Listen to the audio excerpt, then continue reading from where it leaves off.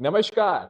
बंगाल में शुभेंदु, असम में हेमंत बिस्वा शर्मा, तमिलनाडु में विजय के बाद अब केरल को भी अपना नया मुख्यमंत्री मिल गया है। बता दें कि एक लंबे अंतराल के बाद केरल में कांग्रेस का जो गठबंधन है यूडीएफ वो सरकार में आया है और करीब 10 साल से जो एलडीएफ शासन था उसे हराकर यूडीएफ ने वापसी की है।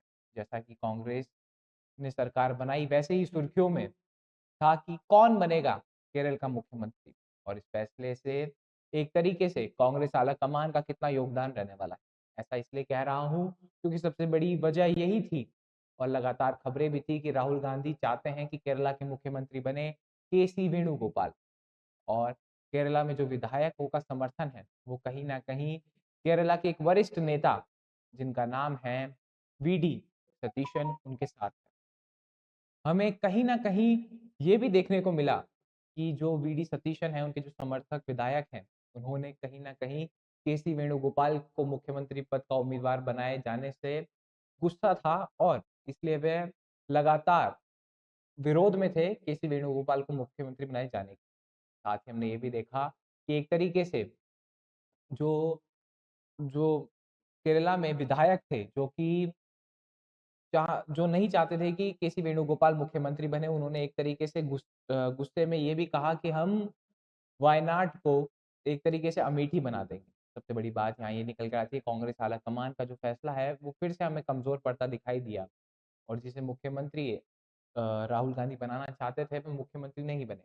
पर कहीं न कहीं ये फैसला अब एक तरीके से भारी पड़ा और वहाँ पर वीडी वापिस से बन गए हैं मुख्यमंत्री। पर कहीं न कहीं फैसला राजस्थान के कुछ नेताओं को फ़ायदा पहुँचाएगा और एक नेता को नुकसान पहुँचाएगा। जिसे फ़ायदा पहुँचाएगा उसकी बात भी करेंगे पर पहले उसकी बात करते हैं जिसे नुकसान पहुँचाएगा। जिसे नुकसान पहुँचाएगा उस नेता का नाम है सचिन पायलट। जी हाँ, पायलट केरल चुनाव में बहुत मेहनत करी और साथ ही साथ कहीं न कहीं पायलट चाहते थे कि केसी वेणुगोपाल मुख्यमंत्री बने। पर केसी वेणुगोपाल को मुख्यमंत्री पायलट क्यों बनाना चाहते थे? बता दें कि केसी वेणुगोपाल हालिया में एआईसीसी के महासचिव की कुर्सी पर विराजमान है और सचिन पायलट चाहते थे कि अगर वह एआईसीसी की कुर्सी खाली करते हैं तो सचिन पायलट मुख्यमंत्री बन सकते हैं। पर जब उन्हें मुख्यमंत्री बनाया ही नहीं जाएगा और मुख्यमंत्री एक तरीके से वीडी सतीशन को बना दिया जाएगा, तो जो केसी वेणुगोपाल की कुर्सी है वो खाली नहीं हो पाएगी और सचिन पायलट जो कि चाह रहे थे कि महासचिव का पद लेकर राजस्थान में जब चुनाव होंगे, तो खुद को मजबूती के साथ पेश करेंगे और मुख्यमंत्री का चेहरा बन जाएँगे। अब बात उस नेता की जो खुश है कि हाँ, जादूगर खुश है और जादूगर के खुश होने की वजह है केरला में जो हुआ, उससे एक तरीके से ये भी संदेश गया कि जो नेता स्टेट में मजबूत है, वही मुख्यमंत्री बनेगा। इससे कुछ फ़र्क नहीं पड़ता कि किसकी कितनी चलती है कांग्रेस आला-कमान में। सबसे बड़ी बात यहाँ एक और निकल कर आती है कि जो समीकरण है, वो एक तरीके से जो बने हैं केरला में, उनका असर कहीं न कहीं हमें राजस्थान कांग्रेस में भी देखने को मिलेगा। सबसे बड़ी बात कि एक और नेता जो कि राजस्थान कांग्रेस के प्रदेश अध्यक्ष हैं गोविंद सिंह डोटासरा, वह भी कहीं न कहीं चिंता में हैं, क्योंकि उनकी कुर्सी भी कहीं न कहीं जाती हमें दिखाई दे रही है। क्योंकि अगर तो केसी वेणुगोपाल के महासचिव की कुर्सी खाली नहीं होती है, तो शायद सचिन पायलट जो प्रदेश अध्यक्ष की कुर्सी है, उसकी माँग कर सकते हैं और कहीं न कहीं गोविंद सिंह डोटासरा की कुर्सी जाती हमें दिखाई दे सकती है। एक और नेता अगर गोविंद सिंह डोटासरा की कुर्सी जाती है, तो एक और नेता, वो भी राजस्थान कांग्रेस का एक तरीके से उसकी भी मुश्किलें बढ़ जाएगी और वो है नेता प्रतिपक्ष टीकाराम जूली।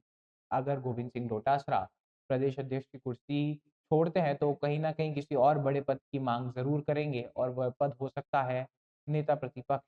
तो इसमें टीकाराम जूली की जो कुर्सी है, वो कहीं न कहीं जाती हमें दिखाई दे सकती है। और सबसे बड़ी बात यहाँ पर ये निकल कर आती है कि ये जो कुर्सी का खेल कांग्रेस में चल रहा है राजस्थान में, ये कैसे खत्म होगा और किस तरीके से कांग्रेस को मजबूत करेगा आने वाले समय में। सबसे बड़ी बात यहाँ पर ये निकल कर आती है कि भले ही सचिन पायलट, गोविंद सिंह डोटासरा और टीकाराम जूली परेशान हो, पर एक नेता है जो खुश है और ये सारे समीकरण देखकर मन ही मन मुस्कुरा रहा है। वो है जादूगर अशोक गहलोत। सबसे बड़ी बात ये है कि वह इन समीकरणों में खुद को मजबूत करने का काम कर गए।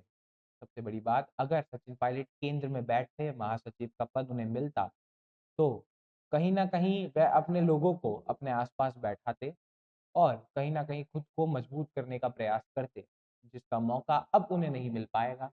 दूसरी बात, राजस्थान में अभी भी अशोक गहलोत की पकड़ भले ही धरातल पे और जनता में ना हो, पर जो विधायक है कांग्रेस के अंदर, किस सीट पे किसे टिकट देना है, कौन-सा विधायक उनके काम का हो सकता है, उसमें अभी भी जो जादूगर का मास्टर प्लान है, वह हमेशा तैयार रहता है और शायद यही वजह होती है कि जब भी कांग्रेस सरकार बनाती है, तो जादूगर मुख्यमंत्री बन जाया करते हैं।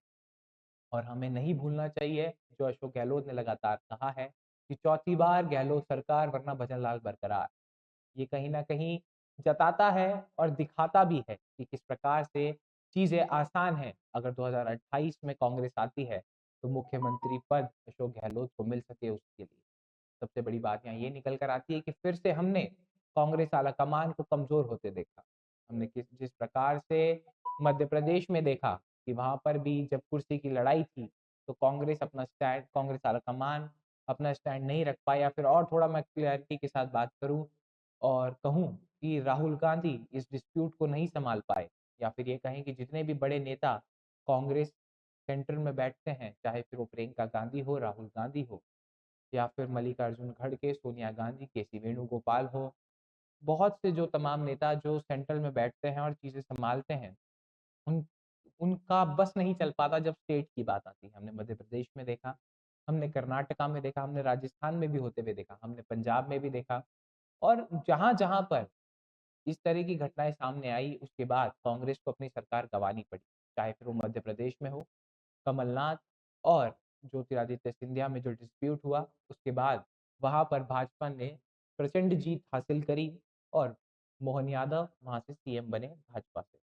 हमने वही राजस्थान में होते देखा जो मानेसर में हुआ था। उसके बाद कहीं न कहीं कांग्रेस को राजस्थान से भी सरकार गँवानी पड़ी और भजनलाल शर्मा मुख्यमंत्री बने। पंजाब में ये हमने होते हुए देखा, जहाँ पर कैप्टन अमरिंदर सिंह और चरणजीत सिंह चन्नी के बीच में जो डिस्प्यूट हुआ, उसके बाद कैप्टन अमरिंदर सिंह ने पार्टी छोड़ी। और जितने भी बड़े नेता रहे कांग्रेस के, चाहे फिर वो नवजोत सिंह सिद्धू हो, कैप्टन अमरिंदर सिंह जो भाजपा में आए थे या फिर और भी बड़े-बड़े नेता, उन्होंने चुनाव में अपनी कुर्सी गँवाई और वहाँ पर भाजपा इतनी मजबूत नहीं थी, इसलिए आम आदमी पार्टी ने सरकार बनाई और भगवंत मान मुख्यमंत्री बने। हमने हालिया कर्नाटका में भी ये होते हुए देखा, जब डीके शिव कुमार और सिद्धारमैया के बीच जो ढाई-ढाई साल की डील की बात अक्सर कांग्रेस राज में निकल कर आती है, वह हम वहाँ पे भी होते हुए देख रहे थे, पर वहाँ पर अभी चीज़ें सामान्य हैं। पर जहाँ-जहाँ डिस्प्यूट हुआ है, वहाँ से कांग्रेस ने अपनी सरकार गँवाई है। तो क्या केरला में भी यही होने वाला है आने वाले समय में? क्योंकि और भी कुछ नेता हैं जो कुर्सी की छाह रखते हैं। सबसे बड़ा नाम वहाँ पर निकल कर आता है एक तरीके से शशि थरूर का, जो काफ़ी समय से पार्टी के साथ जुड़े हुए हैं। और लगातार उन पे ये आरोप लगता है कि कहीं न कहीं वो सॉफ्ट कॉर्नर रखते हैं भाजपा के लिए, इसलिए उन्हें मुख्यमंत्री का पद नहीं दिया गया और उनसे कहीं न कहीं नाराज़ भी रहते हैं राहुल गांधी, क्योंकि वह उतनी मुखरता के साथ ब भाजपा के खिलाफ नहीं बोलते हैं। सबसे बड़ी बात यही बार-बार शायद राहुल गांधी को डर बना रहता होगा कि कहीं शशि थरूर भी पार्टी छोड़कर भाजपा में ना चले जाएँ। पर यहाँ पर जो चीज़ें हैं, जो समीकरण बनते जा रहे हैं, कांग्रेस आलाकमान एक तरीके से धरातल पे या फिर ये कहें कि किसी स्टेट की पॉलिटिक्स में खुद का कमांड ना ले पाने की वजह से सरकार अगली बार जब आती नहीं आ पाती है या फिर ये कहें कि आपस में ही भिड़ने से जो कांग्रेस को कमज़ोर करने का काम है, वो कांग्रेस के नेता लगातार करते हैं, चाहे वो कोई-सा भी स्टेट हो। अब 28 में चुनाव है राजस्थान में और हम देख रहे हैं कि चारों फ्रंट पे लड़ाई चल रही है। एक तरफ सचिन पायलट खुद की टीम मजबूत कर रहे हैं, दूसरी तरफ गहलोत भी काम में लग चुके हैं। गोविंद सिंह डोटासरा ये दावा करते हैं कि उन्होंने 32 माफ़ कीजिए 52,000 बीएलए बनाए और संगठन को राजस्थान में मजबूत करने का काम किया। कि टीकाराम जूली जो कि विधानसभा सत्र में मुखरता के साथ बोले और अब उन्हें भी कहीं न कहीं ये आशा है कि वह एक तरीके से सीएम फेस हो सकते हैं अगर कांग्रेस के अंदर पायलट और गहलोत के बीच में ऐसी जंग चलती रही और कांग्रेस आलाकमान ने इन दोनों के अलावा कोई तीसरा विकल्प ढूँढने की तलाश करी तो सबसे बड़ी बात यहाँ ये निकल कर आती है कि आने वाले समय में जहाँ राजस्थान में सरकार भले ही रिपीट ना हो पाती हो पर कांग्रेस बीजेपी करके कांग्रेस की सरकार राजस्थान में आती है और यहाँ पर अभी भी जो धरातल पे काम करने वाले नेता हैं वो बचे हैं। अगर कांग्रेस में ऐसा ही होता है और राजस्थान भी कांग्रेस के हाथ से चला जाता है तो आने वाले समय में कांग्रेस के लिए मुश्किलें बढ़ने वाली है। अब ये देखना होगा कि कांग्रेस के नेता आपस में जो भिड़ रहे हैं, वो खुद को मजबूत करने के चक्कर में कांग्रेस को कमज़ोर तो नहीं कर देंगे। खैर, इस विषय में आप क्या मानते हैं? आपके क्या विचार हैं? आपकी क्या राय है? हमें ज़रूर बताएँ। ऐसी और खबरों के लिए, ऐसी और जानकारियों के लिए बने रहें हमारे साथ। तब तक के लिए धन्यवाद।